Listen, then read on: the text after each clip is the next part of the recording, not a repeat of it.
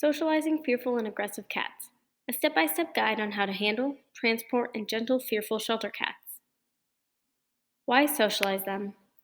Socializing cats can help decrease their stress levels. It can also be a form of enrichment.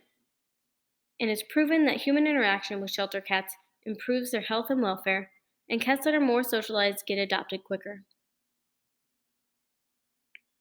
Understanding cat behavior. It's important to note that cat behavior is very different from dog behavior. Because cats have not been domesticated for as long as dogs, they have an increased fight or flight response to stress. Because of this, cats tend to display more aggression at lower levels of stress compared to dogs. Aggression does not mean unsocial, and it does not necessarily mean leave me alone. Many stressed and fearful cats display a mixture of fight, flight, fret, fidget, and freeze behaviors. The presence of these behaviors tells us that the cat is stressed and fearful, and not that they are mean, nasty, or unsocialized. When one sees these behaviors, they should respond with compassion. And that's why we're here, our compassion for animals. Let's review the spectrum of fear, anxiety, and stress in cats, FAS for short. This chart rates cats on a scale of 0 to 5, 0 being the most relaxed, and 5 being the most severe and aggressive. This chart provides great detail into a cat's behavior at each stage to help you better recognize and understand their body language. Transporting cats in the shelter. First, you'll want to assess the cat while they're inside their kennel. Are they hiding? Are they hissing or growling? Or are they relaxed? Using the FAS score sheet from the previous page, rate the cat from 0 to 5 to help you determine how to proceed. Ideally, a feral cat den, as shown on the screen, should be placed in all cat kennels as a hiding box and for easy handling. However, if resources are limited, these boxes should be reserved for cats demonstrating FAS levels of 4 and 5. Traditional carriers or cardboard carriers are acceptable to use for cats with FAS levels of 0 to 3. Step 2. Be sure your carrier or transport box is open, easily accessible, and ready to contain the cat. If a carrier or cat den is already inside the kennel, be sure to have the door or cover within reach. Make sure all room doors are closed, and never attempt to remove a cat from their kennel or carrier if entryways or exits are open. Never attempt to remove a cat from its kennel if there are loud noises or excessive distractions. Be sure the room you are transporting to is also secure, free of other people and animals, and that this room should be quiet and free of furniture that the cat can get in, under, or on top of that may make retrieving them very difficult. And always have a towel ready. Step 3. Setting up the kennel. If kennels are equipped with portholes, close the cat into one side, preferably the side with the cat den or carrier, if provided. Remove any food or water bowls or toys out of your way, and always have a towel with you to use as protection and as a means of restraining the cat. The key to cat handling is confidence. Just like dogs, cats are keen at picking up on your fear. Try your best to work quickly and confidently. Hesitance when handling a fearful cat may make them more reactive. Here is a demonstration on removing a cat with stress level of about 0 to 1. As you can see, I have my cardboard carrier open and ready, and I have a towel with me. I have already closed the porthole to the other side. You can also see that this cat was waiting by the kennel door with his tail up, rubbing up against his box. His ears are in neutral position and he is standing on his toes. All signs of a relaxed and friendly cat. After greeting him and giving him a few pets, I go ahead and pick him up just under his front legs, gently tucking his front legs down against his chest and placing him headfirst into the cardboard carrier, then quickly closing the lid.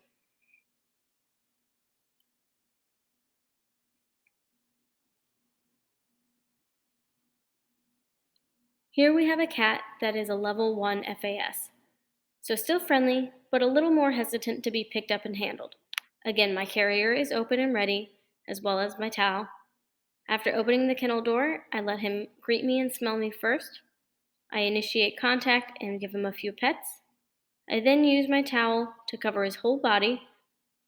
As you can see, he tries to get away, so I gently press him up against the back of the kennel as I wrap my towel fully around him. Once again, using my fingers to secure his front legs against his chest, placing him face first in the cardboard carrier with the towel on top as I close the lid.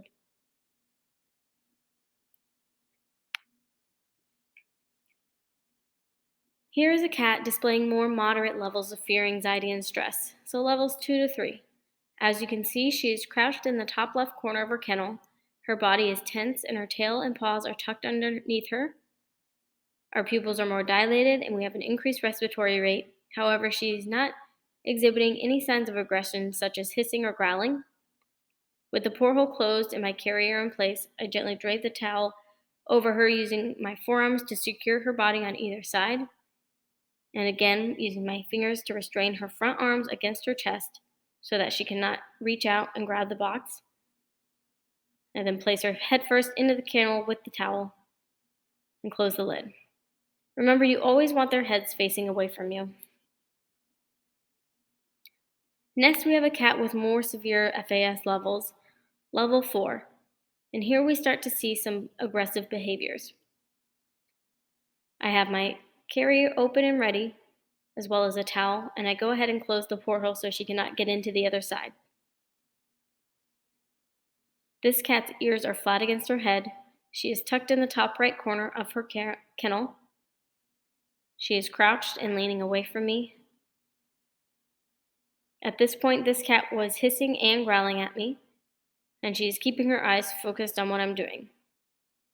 After draping the towel over her, I gently apply slight pressure on her either side of her to keep her in place while I wrap the towel under her and around her arms.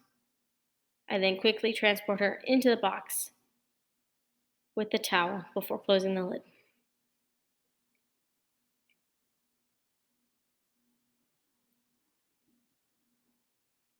Here's an example of a cat who is displaying some severe flight and freeze behaviors.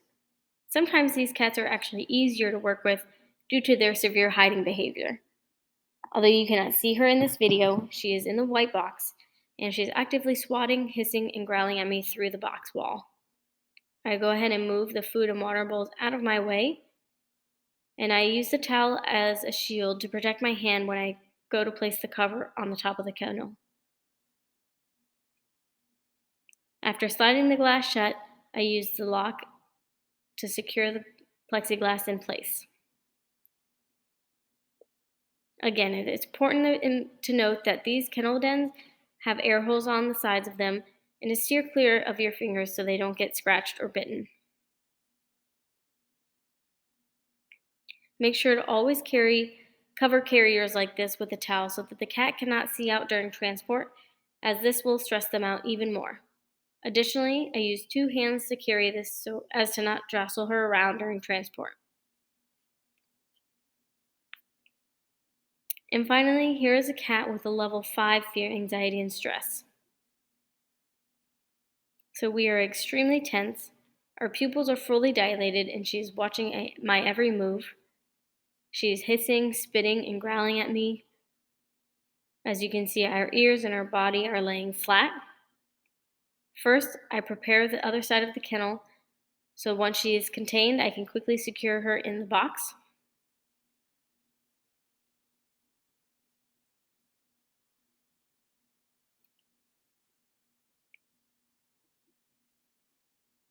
Because this cat was severely aggressive, I do not attempt to touch her or pick her up by hand.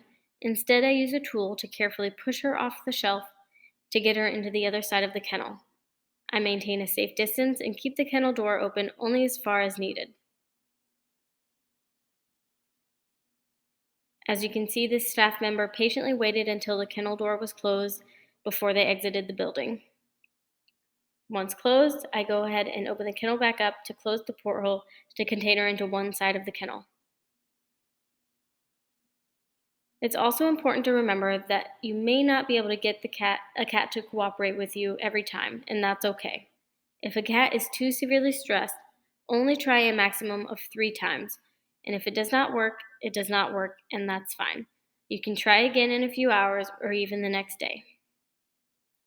I then grab my towel and the cover to the kennel den and place it within reach. I fold the towel and slowly open the kennel door to see how she's reacting and make sure she's in the den.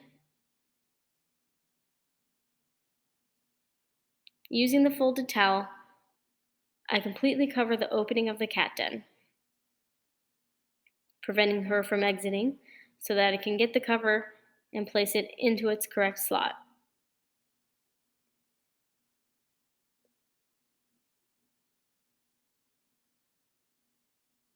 I slide the kennel box out so I can get it into position, carefully holding the towel against the opening still.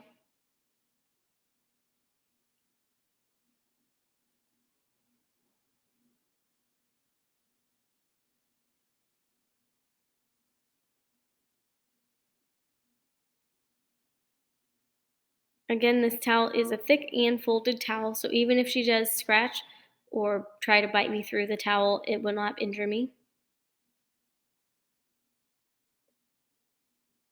Once I have the cover in place, I go ahead and use the latch on top to lock it in place.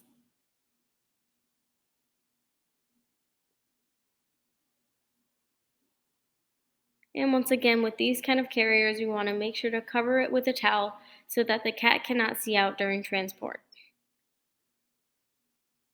Additionally, you can see I use two hands, one hand to support the bottom as to not jostle her around.